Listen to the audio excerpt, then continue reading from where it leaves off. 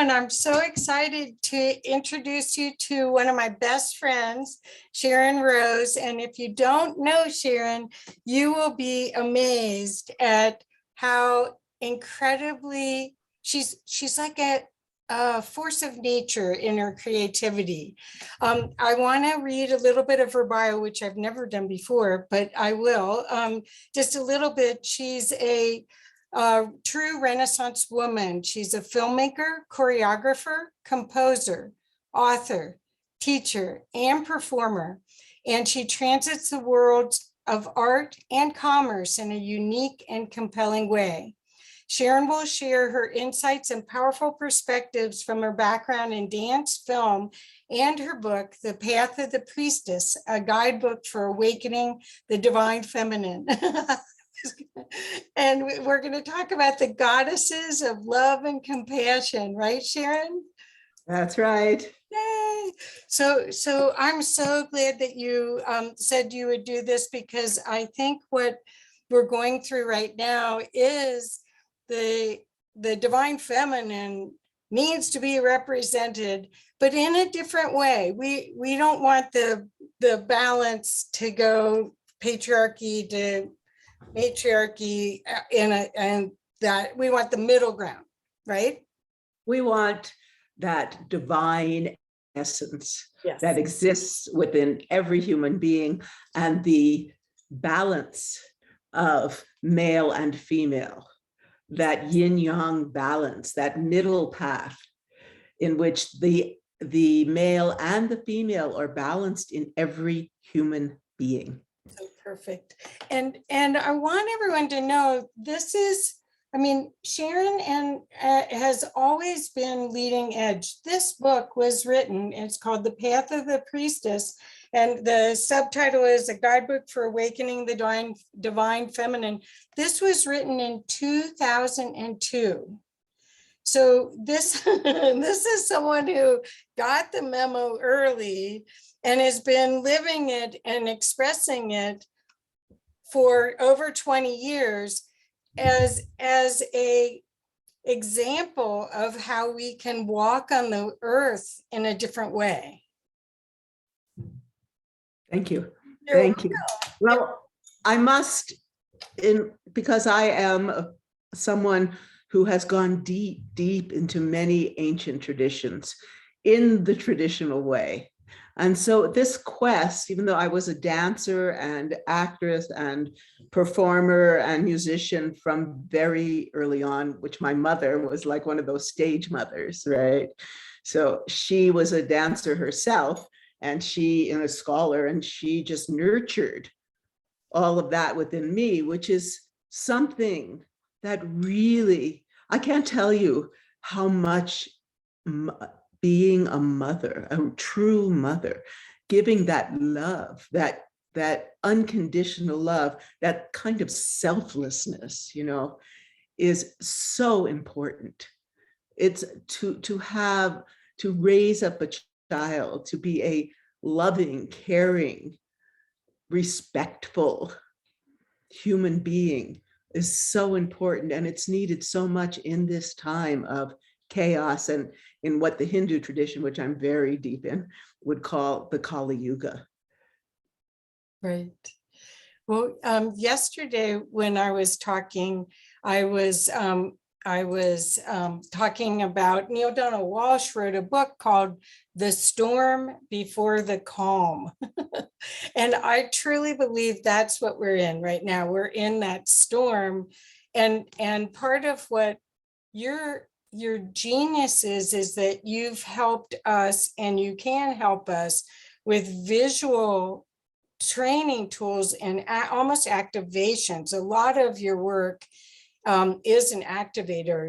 You feel transformed after you watch one of your films. So do you want to talk about that too, about your impetus to be an educator, or your Yes, because yes. you're fearless with it. Oh, thank you. Thank you.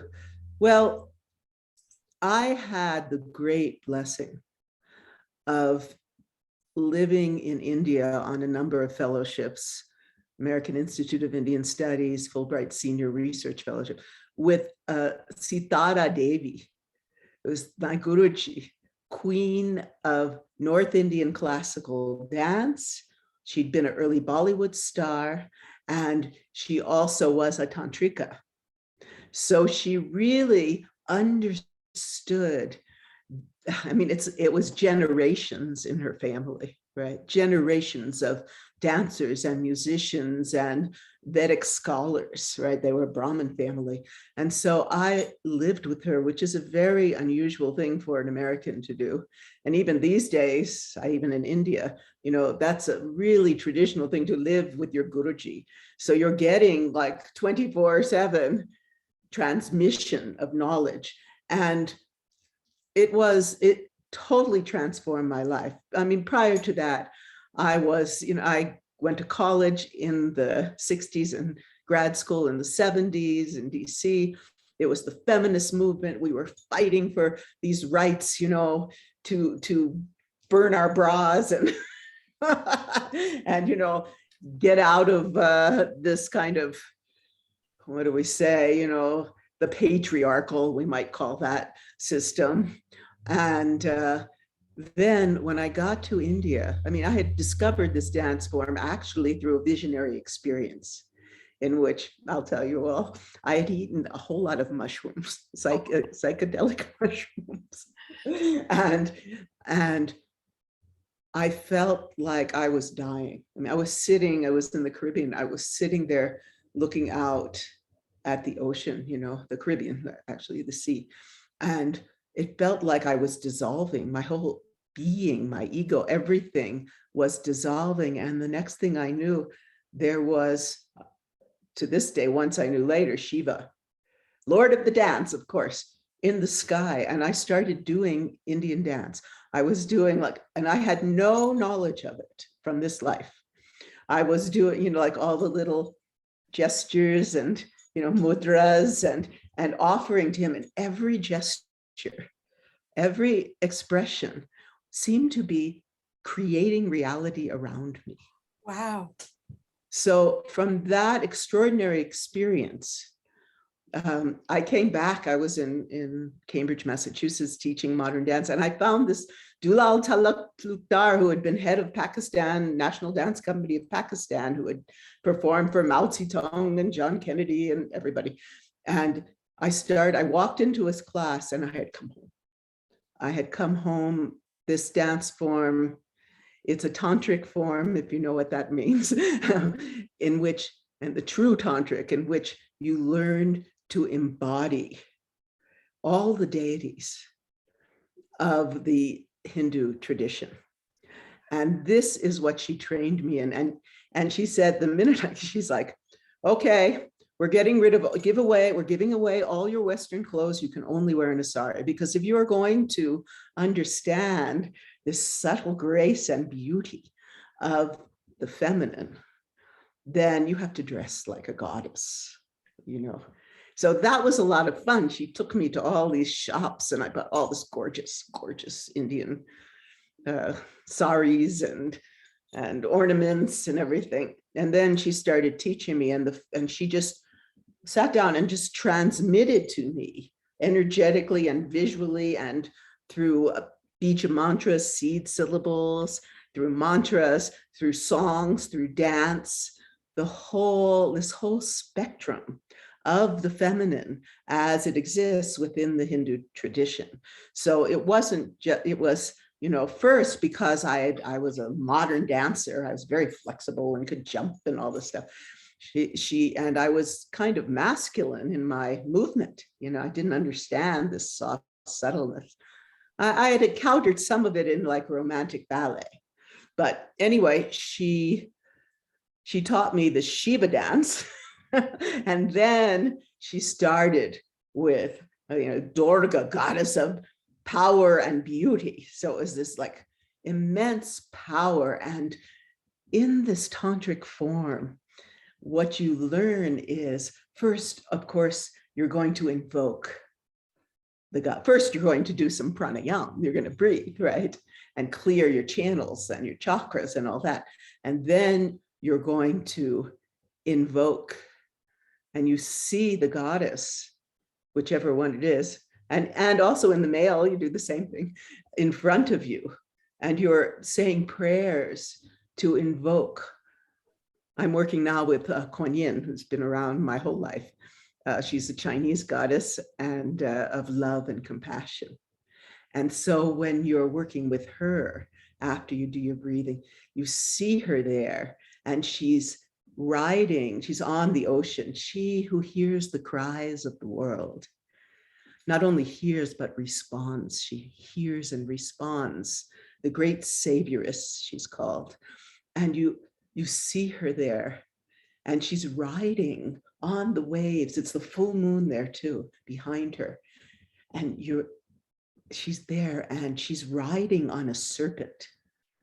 Now the serpent, because all of this is so deeply symbolic, the serpent represents our emotions. This energy, this realm of voice, speech, this realm of emotion and energy. And she's riding like she's surfing. It's like that. And what that represents is that she has transcended all of this emotional turmoil that we as human beings are particularly going through these days. And she's in this place, as we say in Qigong, which I've been working on for about 5 years now, working on quantum Qi, the Taoist art of nurturing life, and I've had the blessings again of being with like my teacher, Master Li Junfeng, and his daughter, Jing Li, and Effie Chow, and Amalia Wai-Ching Li, these amazing Qigong and Taoist healers and masters. And so anyway, she's like the goddess of China, the savioress. And so you see her there, and you call out to her, Namo, I pay homage to you, Guan Shi Yin, Pusa. I pay homage to you, Kuan Yin. Please help me. Please bring your love to me. Bring your compassion to me. So you recite this mantra, and then you transform into Kuan Yin herself. So they call this aspect like divine pride. It's like you become the highest aspect of who you are as a human being. You are one with this divine, beautiful, loving energy. And then you speak her mantra, Om Mani Padme Hum. And it's like a glowing wheel of light that goes around your heart. That's not only magnetizing love and compassion and joy and bliss, but also at the same time, you as Kuan Yin, dressed in white, holding the vase of nectar of long life, holding the lotus flower that of course represents, the lotus represents the complete transformation again of your emotional being. The lotus rests in the muck, and then this gorgeous, out of that muck, like what's going on now with the Kali Yuga, out of the muck of all of this gorgeous flower, this alchemical distillation into light, into beauty, into grace appears. And so you are her. You're seated in the lotus, holding this vase. And also she holds a willow branch, which means that you can bend, with the wind and you're not brittle. So this is the kind of teaching. I started with the Hindu goddesses, Durga, power, right? And then beautiful Lakshmi, goddess of fertility and abundance. And then like Saraswati, she's the goddess of music and wisdom. She's kind of like an Isis. I call them the triple goddesses. So in my book and through my life and through my art and through my music, I'm bringing forth these teachings and to show the beauty, the commonality of these goddesses from culture to culture to culture to culture throughout the world. This is not a world, these days it seems to be, where one culture is fighting, mine's better, mine's this, and mine means this, and mine means this. And if you're not of this culture, you can't do it. Well, that's absurd. And so what we're doing now in this work that I'm doing is this, some people call it global fusion in the music, because I'm bringing in music and movement and percussion and vocals from all of these different traditions and weaving them. That's one of the great symbols of the goddess, the weaver, even the spider woman, they weave together this tapestry of light and love and power and beauty and grace. And it's really important for us now in this time to rediscover that. Who are we? What is love? What is this current? These goddesses, because this is about love. Love is the way. Love has always been the way. And these goddesses of compassion, and the gods too, healing, wisdom, they open our hearts to this vast mystical current of love. They teach us how to reach beyond the imprinted thoughts and feelings, the negativity, the fear that's being placed upon us every day. All you have to do is turn on the TV.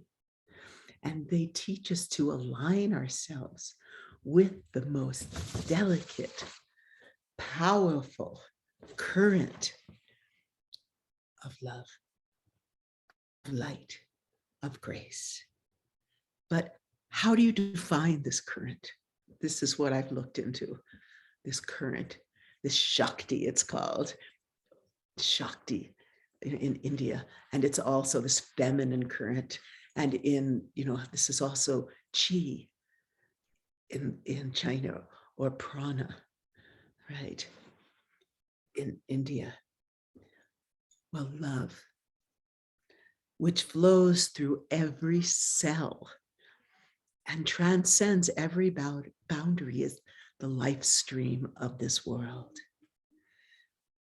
It's a powerful electrical current, feel it, that imbues us with vitality. That's the chi, that's the life force, that's the Shakti. And that current burns away all negativity. Love, it's the sacred alchemical elixir that keeps life in bloom. It's the richest of all treasures. It's the fluid and peaceful opening of the heart, opening of the heart.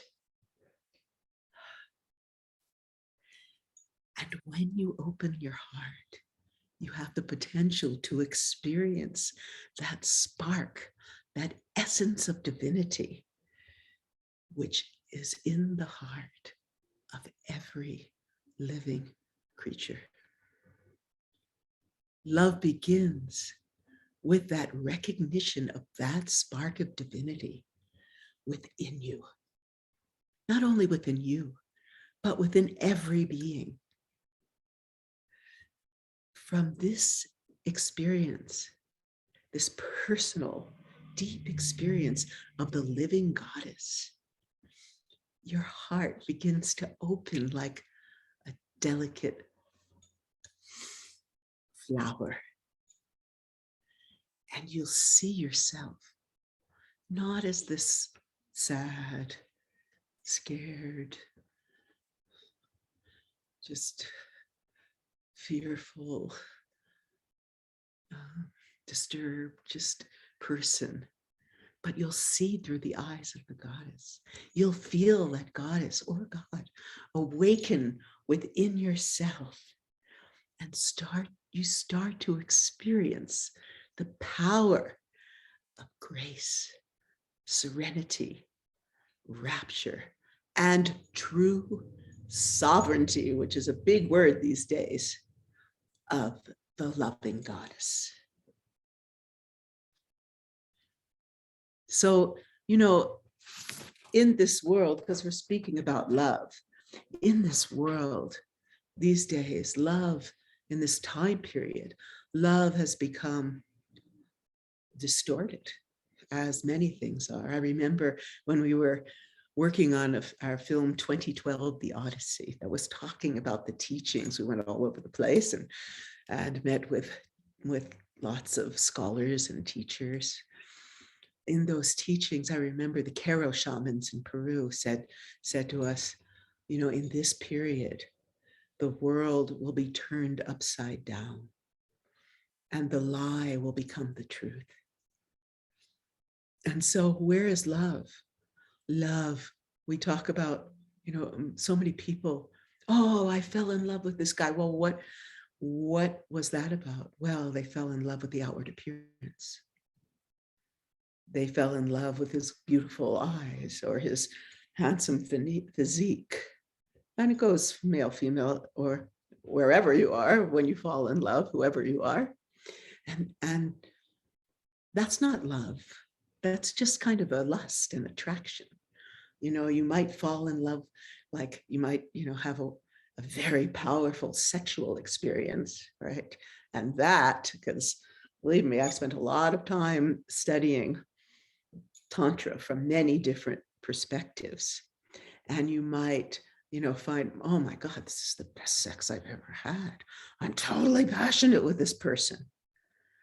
But that's lust. That's not really love. Now, if you study the Tantra teachings, you can learn that this union, this sexual union, this union of heart, this union of mind, this union of physical being has the potential, if you understand love, that loving current and its flow, how it can flow between you with each merging this male and female energy within and without you, then that's completely different story, And so it's not easy because these days we're really pushed towards more selfish things.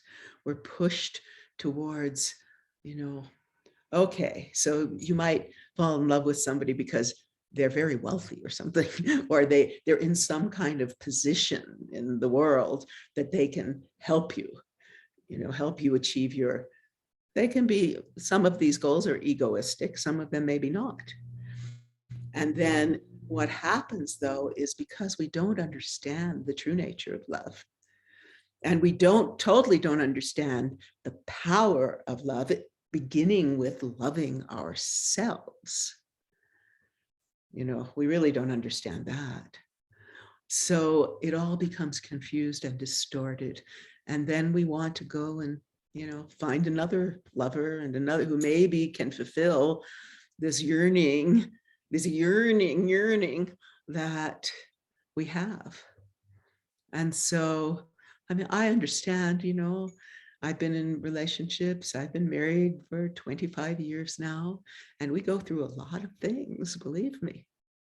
And how do you get through that? How do you get through, especially now? My husband and I are like opposites. And how do we bring that together to really make an alchemical, a deeply alchemical bond, so that both of us together can express love, love, not only to ourselves, but to all of you. That's beautiful.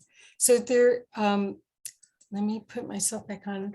I wanted to ask how you are seeing this evolution, because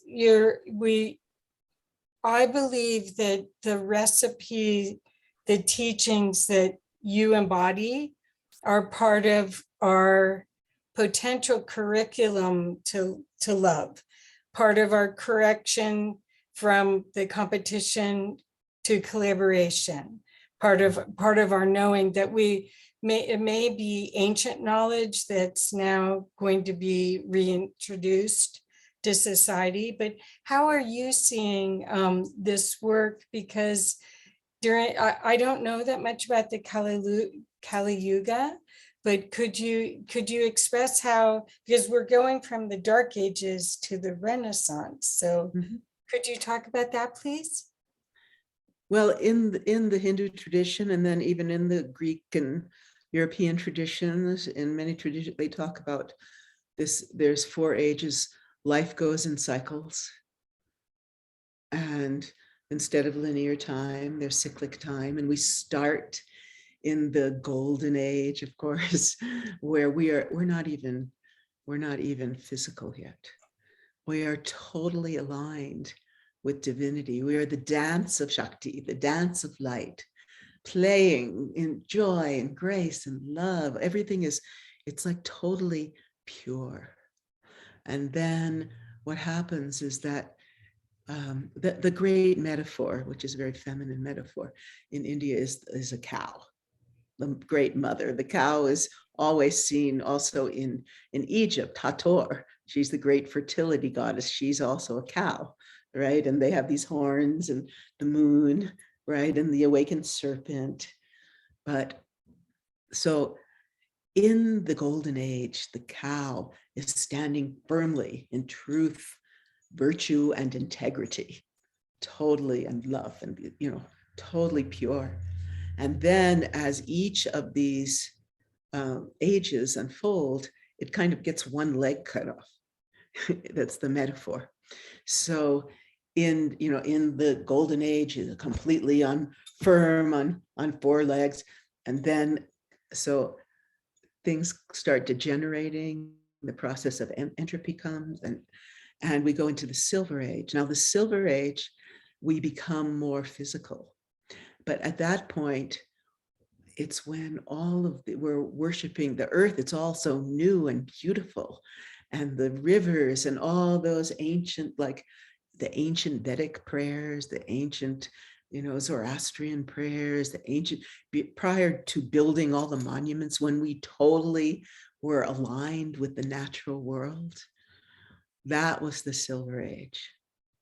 And then we descend again into the Bronze Age. And the Bronze Age is when the temples are built. We're kind of losing that total embodiment, that total being immersed in the grace, right? But we still remember, and the way at that point, all these monuments all over the world, the pyramids, wherever all over the world, and all of these gorgeous temples, etc. That's the Bronze Age. And during this period, everything gets kind of written down, beginning to be written down and encoded for the generations to come, because those of us through the generations and continuing on, who are what we call the keepers of the light, that's an alchemical way to describe who we are. So our work is to hand this down, these teachings, from generation to generation. It was handed down through oral tradition. Then during this age of the Bronze Age, it became the temples and the writings and the hieroglyphs and all of that. And then Now we come to the Kali Yuga. So now the cow has only one leg left to stand on. And we go into this time where, like the Karo said, the lie becomes the truth. The world becomes turned upside down. And everything, because we start raping the earth. We start, it's all about materialism. Like the spiritual part is just sort of like science, which these days I love to talk about this. Chinese, like Taoist science, traditional Chinese medicine is at least, if not more than 5,000 years old. That many centuries of study, that many centuries of what I would call really, testing different plants, different methods, different acupuncture points. The same with Ayurveda in India, and the same, with all kinds of indigenous medicines.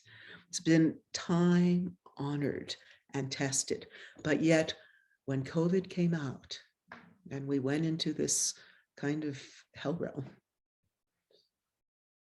the mainstream media and the pharmaceutical people said that they were not science. We had to trust the science, modern science, where there is science, these sciences, Ayurveda, as I said, TCM, there's indigenous, there's all kinds of medicines, herbals, has been helping people stay healthy, boost their immune system, and be aligned with the natural world for generation after generation. So for me, nature is the way. I was reading a book the other night that was talking about how to be a true human being, to have this love current, one must be in touch with the true natural world. And so in this time of the Kali Yuga, which was, they predicted this centuries and centuries ago, during this time, actually on a positive level. So you've heard of the word Tantra and the Tantras. Well, the Tantras actually were created for this specific time when we would be totally materialized like this and disturbed emotionally.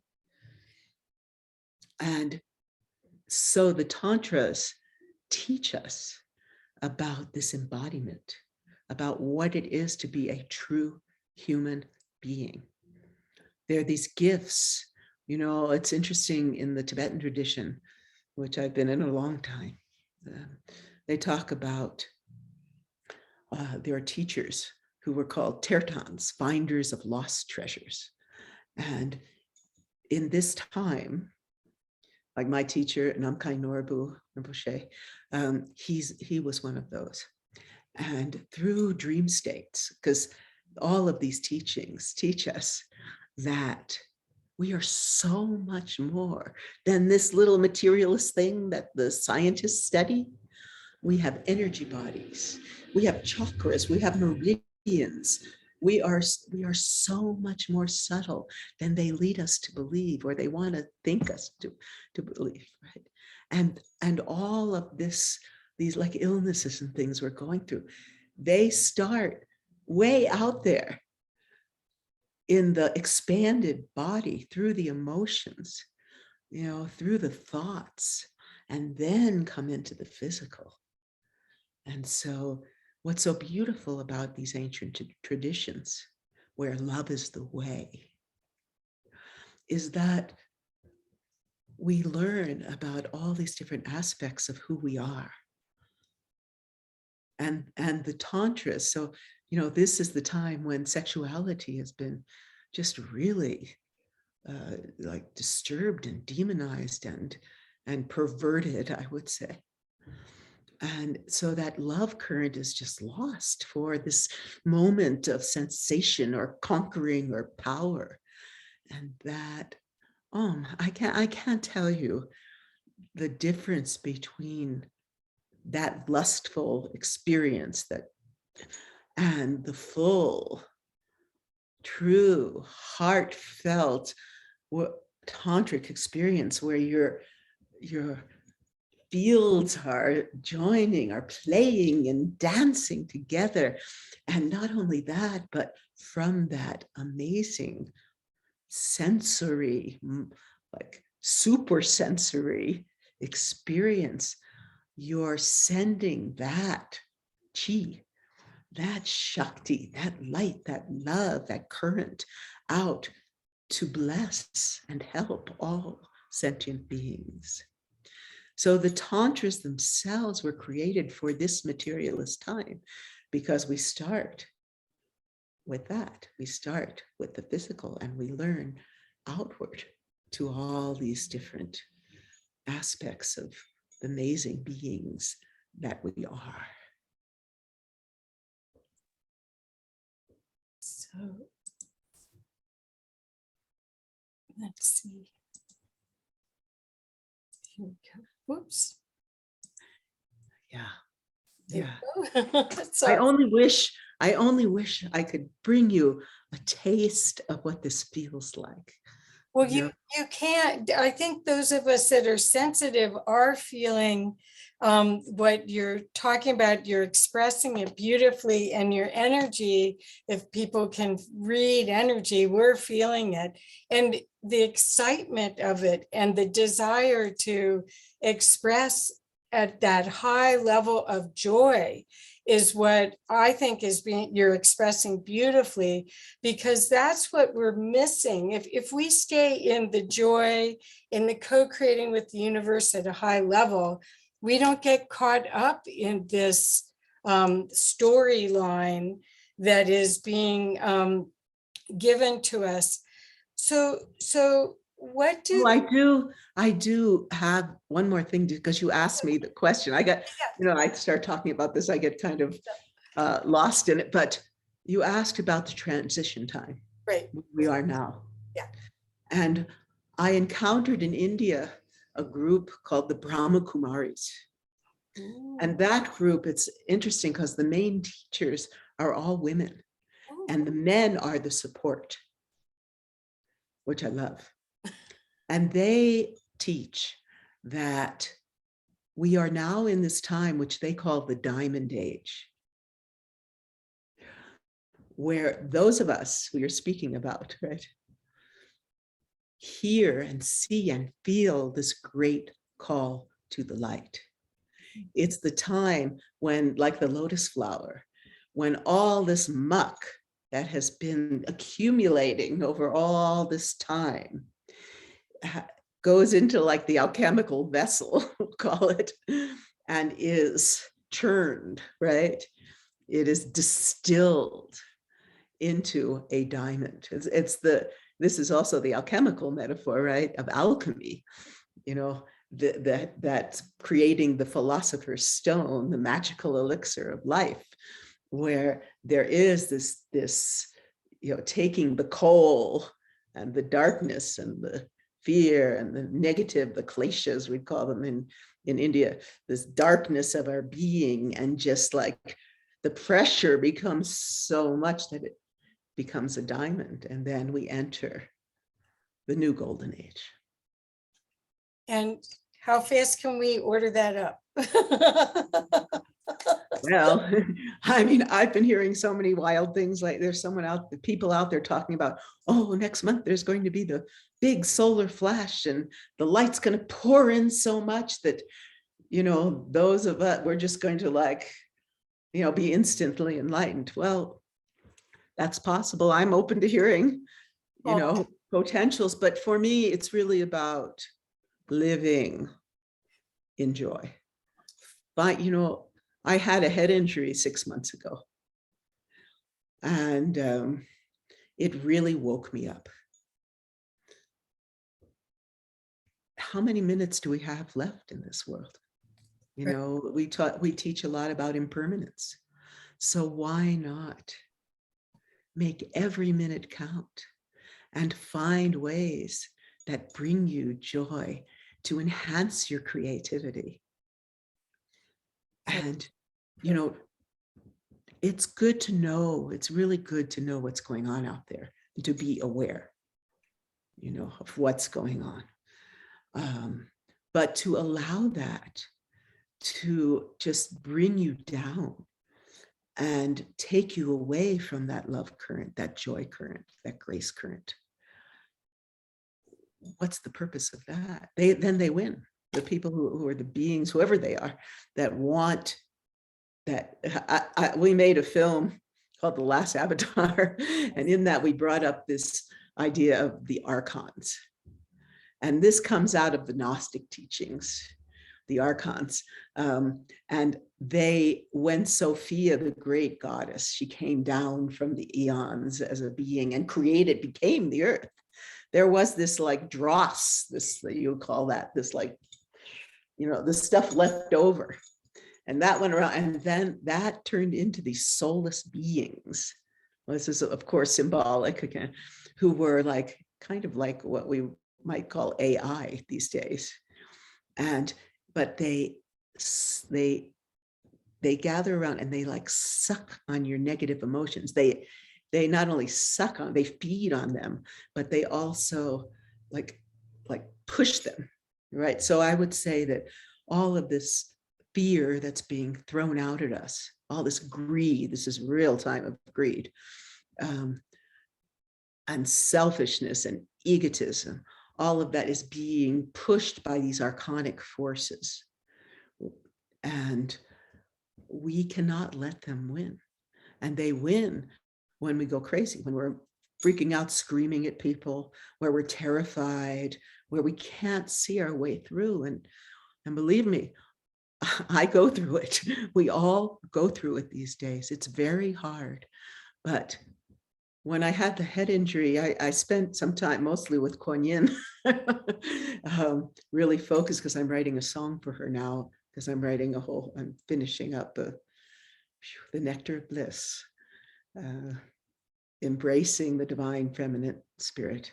And it's songs from all different cultures, bringing forth the wisdom of the goddess, the true wisdom that I've had the blessing to learn from all my gurus and teachers and masters through this life.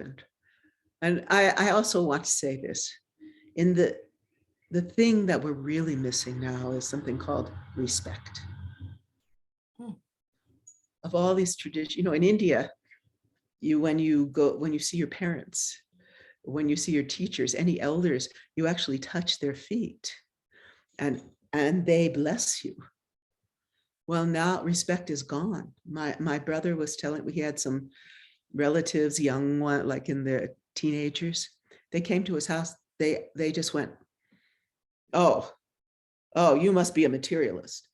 They were, everything they said to him, if they even talked to him at all, was negative. And that's a very disturbing sign of the Kali Yuga, where people are reveling in victimhood rather than seeing, looking and into, you know, the deep spiritual essence of who they are. And that's what we all need to do, is help them. We had, I'm a host, a senior host on a show called Healing Our Earth, and it's out of London on Sundays. And we had on a woman named Libby Edson, who has a teaching that she takes to as many schools as will have it, called Yo Mind, where she's bringing yoga into the schools. And just basic teachings are helping the kids so much. And they're doing pranayama. Like, she was telling me that after she's been to the school, like some of them, you know, say to her, oh, well, I'm getting scared because I have a test. Let me do some pranayama. Let me clear my mind. You know, and I worked in schools for a long time, bringing multicultural arts, music, dance, story to kids. And that helped them so much to find, to empower them, to find out, wow, my culture has these teachings that are so good and so old and so, wow, this is really cool. And look, they have those same ones in another culture. And we can dance together, and we can sing together, and we can chant together, and we can be these wild creatures and have fun. I heard that now physical education is like 2 times a week. That's it. It's like the archonic forces are just taking us away from being truly human, relating with nature, expressing this love of all life.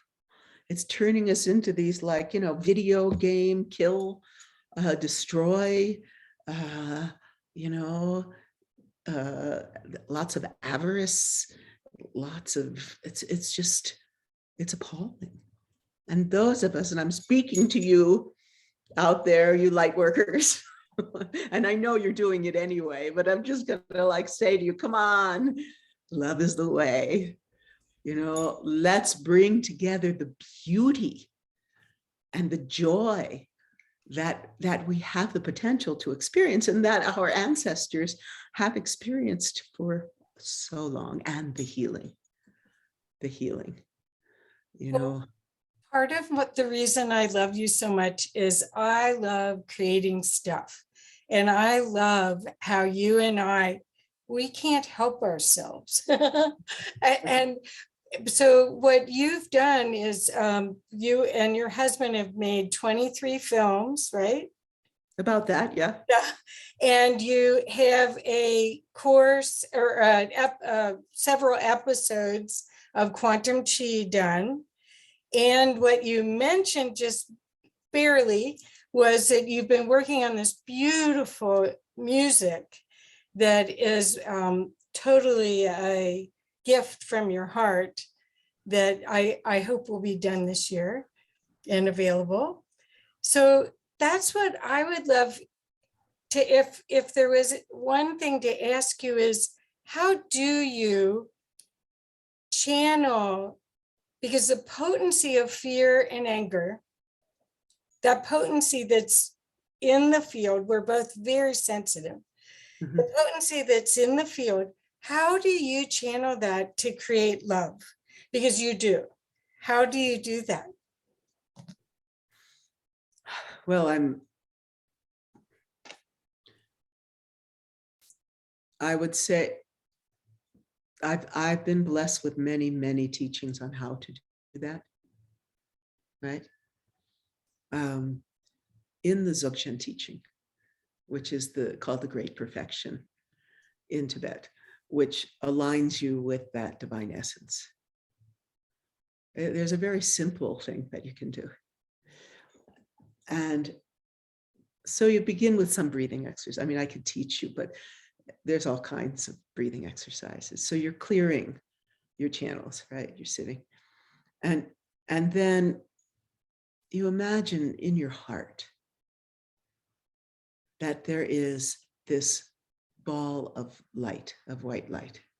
Sometimes they also, it's like a diamond, like that diamond age in your heart. And you see it there. And that represents the enlightened aspect of who you are and who you've always been. You've always been enlightened. We just forget, these like veils descend, right? But it's time to open them and lift them, right? And so you see that, and you sound the sacred syllable ah. So like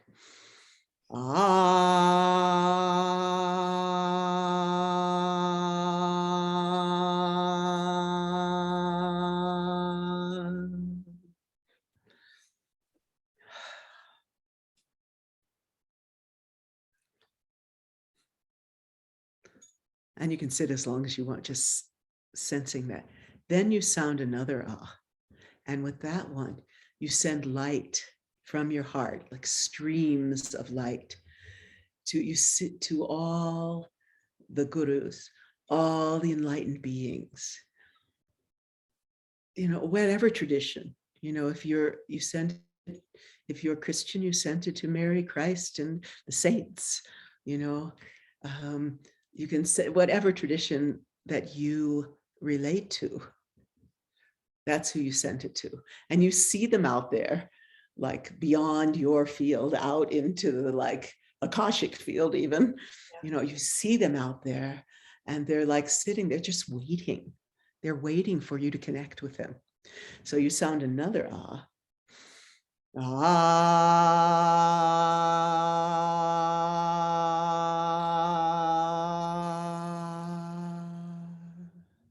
And you see these streams of light pouring from your heart, that place of love, to their hearts. And you see them receiving. So your nectar of bliss, your nectar, distilled nectar of love is pouring out to them into their hearts. And then they are actually, bringing it into theirs and distilling it even further. And then you sound the third ah. And ah.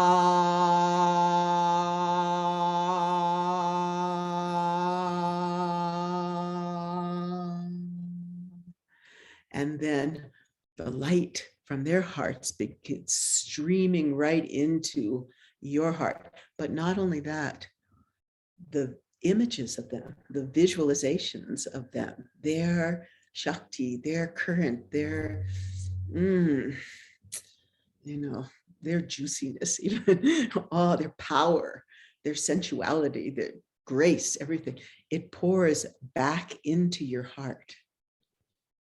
So you see this all merging into your heart, and then that energy spreads through your whole body, down your spine, out from your heart, down your arms, and it goes into every cell of your being, illuminate, and even beyond into your field, completely illuminating you. Then you do a fourth ah. Oh. And in the fourth ah, you do the same thing as you do when you're in the tantric union. From your heart or your hearts, you sound the fourth ah. Ah.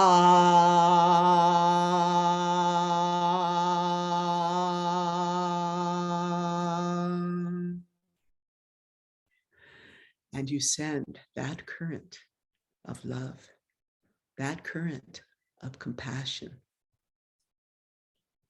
out to all suffering beings, like Kuan Yin herself, she who hears and responds to the cries of the world. You are Kuan Yin, you are Shiva, you are Christ, you are Mary, you are Isis, you are all the enlightened being, you are Tara. And from that, you send out that love. Now, if we could all join together in that love, in even that short moment, those moments, it doesn't take long for that. I mean, there's Dr. Effie Chow we're about to do the 22nd Congress on Qigong and Taoism and Tai Chi and natural healing. And the last one, we had some actual doctors measuring how it was affecting the field, the prayers and all that we were doing. Oh, there was someone who was ill, right?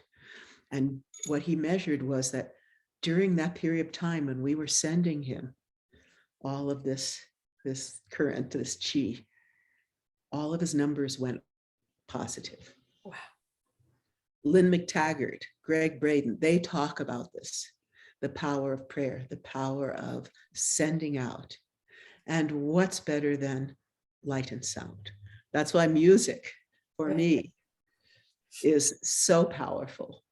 It's, and that's what's calling me now. I mean, it's called me always, but now even more when I see what's going on, it's like, I've been so blessed, as I say. And so to distill all this wisdom. And so I'm going to start probably in August, the beginning of all this with the goddess. So teaching once a month, embodying the goddess. Great. And so it'll be a 3-hour workshop once a month. It will be in person and streamed, and then streamed live, but also be the ability to, get it afterwards, and to bring this and to bring people together to actually feel that joy, feel that power, feel that subtle, loving connection and sensuality that is there with these gods, is actually our true birthright as human beings. So if you're interested, I have an email now, embodying the goddess events at Gmail. Okay. I'll put that. And with that, that's kind of the beginning of the whole nectar of bliss teaching that I'm going to bring forth with the music. Anybody out there that wants to assist with bringing this forth, because the music is, as I've been told, epic. and I brought amazing musicians, and I really feel that this would be, could be a huge, I see it in this giant dome with different cultural, images all around for each culture, and the goddesses, and workshops, and just let's immerse ourselves in the teachings, the true teachings of the feminine and the true teachings of the masculine, and how we can come together, each one of us, and as I say, bring the essence of Qigong, that harmony and balance, into ourselves and to our world. I'm sorry we got just a few more minutes. Couple questions for you. Nancy asked, was Kuan Yin a real person, or was she an imaginary mythological character who represented a quality and not a real person? Well, that's something I really don't know, but Kuan Yin has a very interesting story. I'll try to tell it quickly. It's in my book. So in Tibet, there's Avalokitesvara, the god of compassion. And, Buddhism came from India. So I actually believe that these were real beings, right? I mean, Tara, we talk about, lived on these different solar systems and then came to ours. So I believe these were really embodied beings or light beings. And when Buddhism came to China, Avalokitesvara became Kuan Yin, who was a male. But then when the Christians came in and the Catholics brought the Virgin Mary, the Chinese were so taken with the embodiment of compassion and love in a female form that Kuan Yin actually transitioned into a female. Wow. Into a true female, not, into the true essence of the feminine. And I say to you, all of you out there, those who are transitioning, find the true essence if you really want to understand. If you're a male and want to be female, don't go for the superficial, go for the deep, go for the subtle. Well, this is a very valuable conversation, because most of the successful women in our culture have had to take on more masculine traits than feminine traits. So we're really in a time period where all of us could learn. Oh, we're just waiting. I always say, I have it in my book, womankind, all of you, wake up and realize your true feminine power. Do not be afraid to live in truth. Open your heart. See your children, your family, your lovers. They're just waiting for their mothers, their teachers, their guides to return and show them who they truly are with love. How beautiful. So Sharon, what is the best way for people to reach you? Well, right now that one, they can go Quantum Chi Movie at Gmail. Okay. QUANTUMQI movie at gmail.com. Or I have this new one. I'm just starting it like now. Embodying the Goddess events at Gmail. Okay. I'm on Facebook, Sharon Rose, producer. I'm on LinkedIn.